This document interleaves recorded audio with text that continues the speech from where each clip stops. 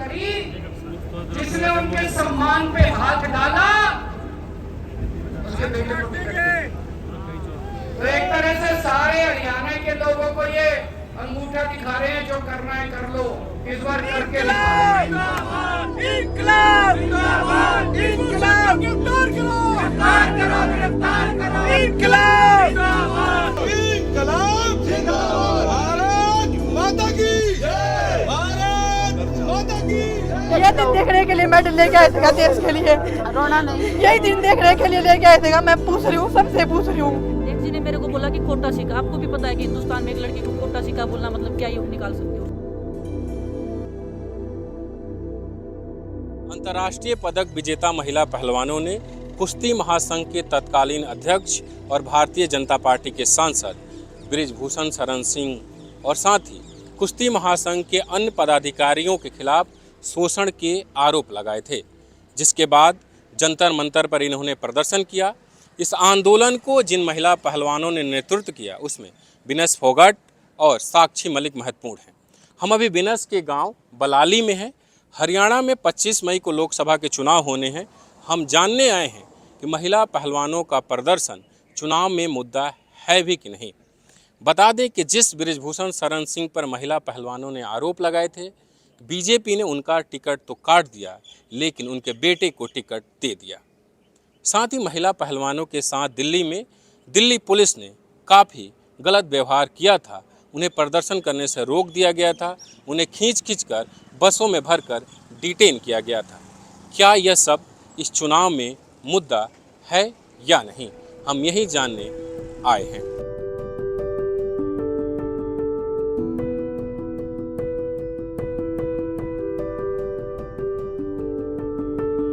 ये बलाले गांव है, कुश्ती का गेम से जुड़ा हुआ है।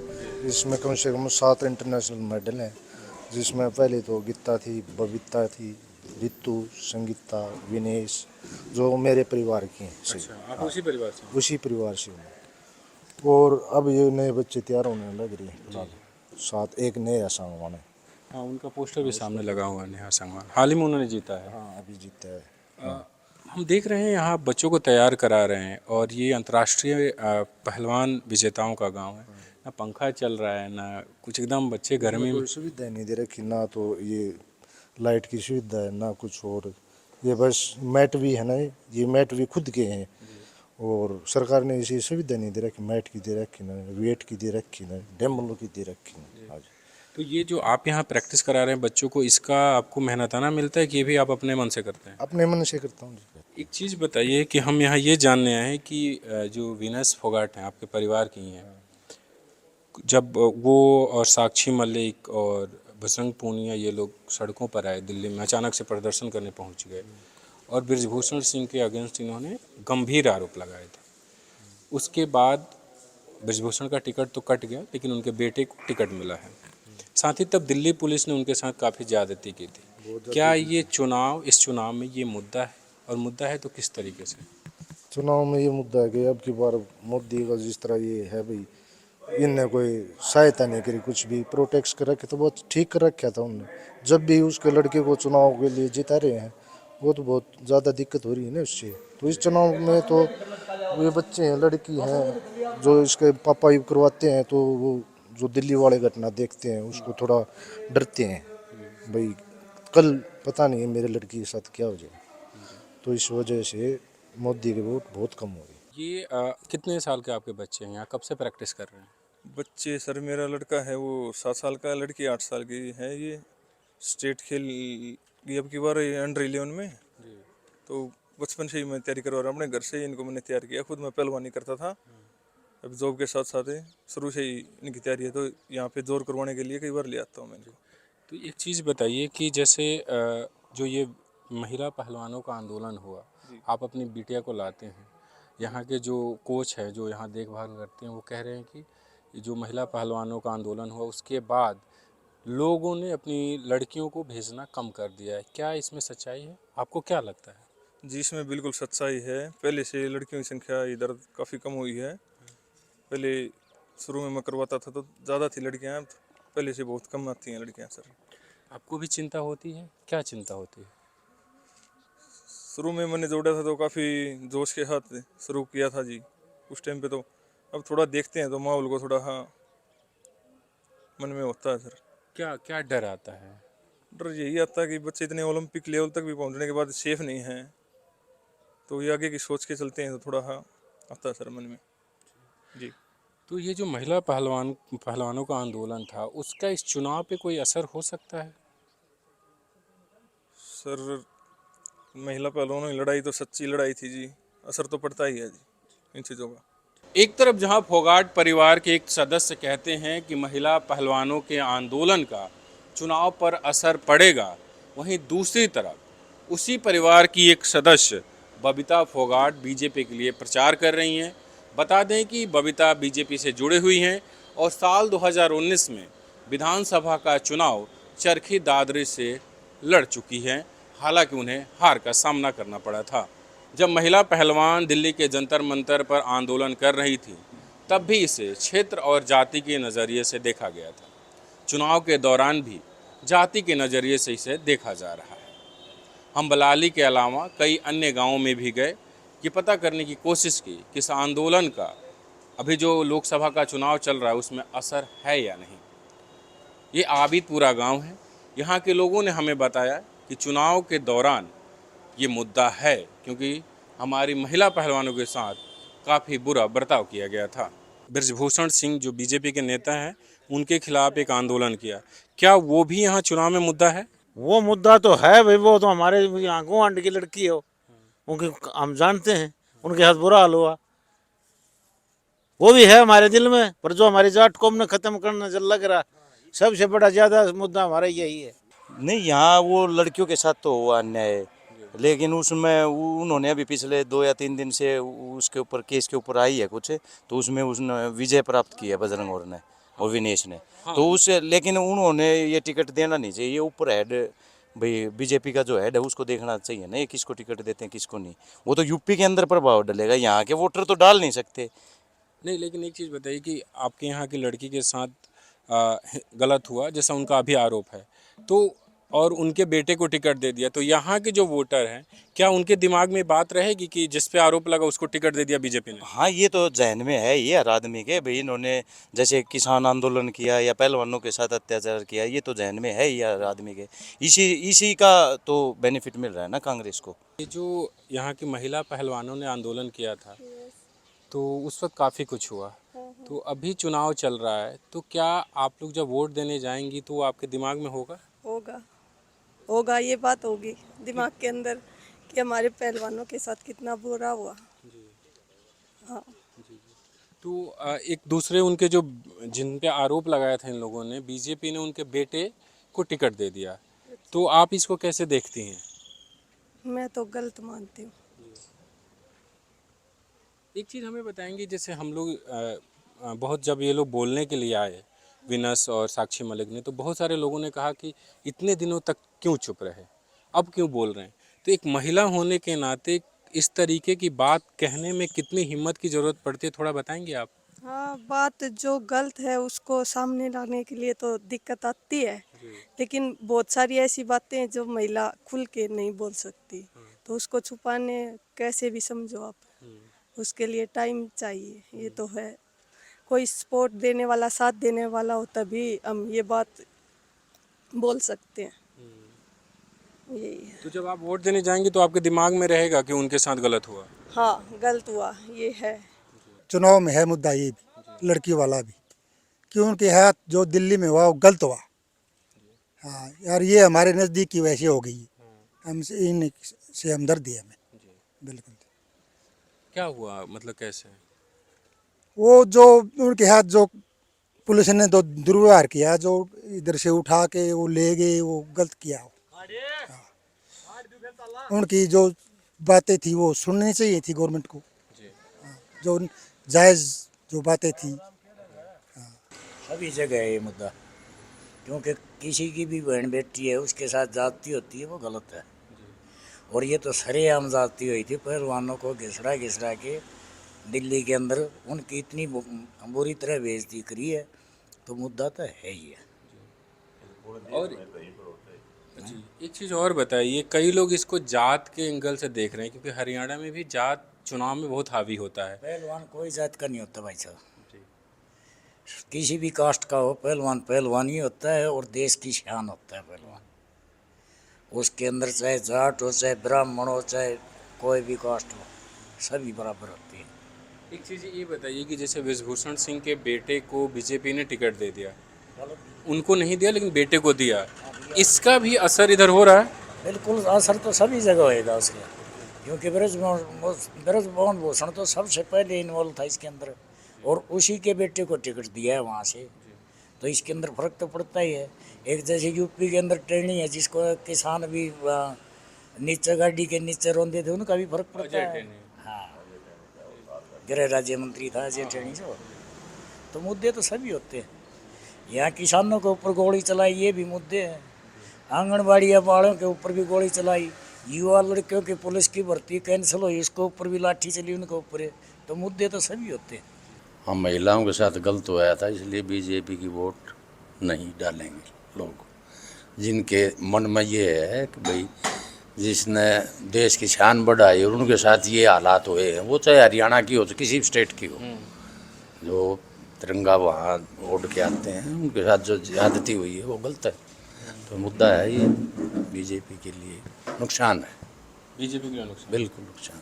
चरखी दादरी के कॉलेज में पढ़ने वाली लड़कियों का मानना है कि ये चुनाव में मुद्दा ज़रूर होना चाहिए, लेकिन उन्हें नहीं लग रहा कि मुद्दा है। यहाँ पे तो आई थिंक ये चुनावी मुद्दा नहीं है, लेकिन आई गेस ये होना चाहिए क्योंकि ये बहुत सीरियस मुद्दा है। और अगर इसको यहाँ मतलब चुनाव के अंदर ये हवा मिल रही है कि ये लोगों की नज़रों में और ज़्यादा आए और इस पे कुछ एक्शन लिया जाए, तो ये हाँ आई गेस सो कि ये होना चाहिए, लेकिन यहाँ पे नहीं है। आपके लिए पर्सनली कोई मुद्दा है? आप जब वोट करेंगी तो आपके लिए मुद्दा रहेगा? हाँ, एज अ गर्ल तो ये रहेगा क्योंकि मैं एक लड़की हूँ और मैं चाहती हूँ कि मेरी सेफ्टी रहे मेरे इन्वायरमेंट में, और हाँ मेरे लिए तो रहेगा। मैं ये देख के तो श्योरली वोट करूँगी कि जो सरकार है वो लड़कियों के लिए और वुमेन एम्पावरमेंट के लिए क्या कर रही है और क्या नहीं, तो या मेरे लिए तो है।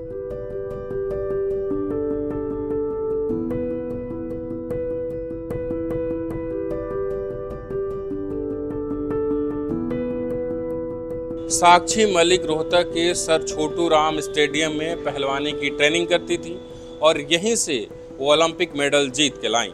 आज भी यहाँ सैकड़ों की संख्या में लड़कियाँ पहलवानी करने आती, उनके परिजन लेकर आते हैं सुबह शाम। यहाँ जो परिजन मौजूद थे उन्होंने हमें बताया कि आंदोलन के बाद लड़कियों की संख्या में कमी आई है।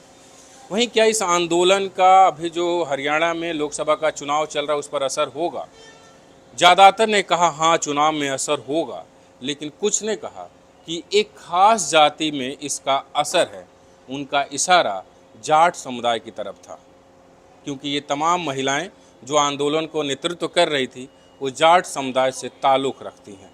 क्या हरियाणा में महिला पहलवानों का आंदोलन चुनावी मुद्दा है?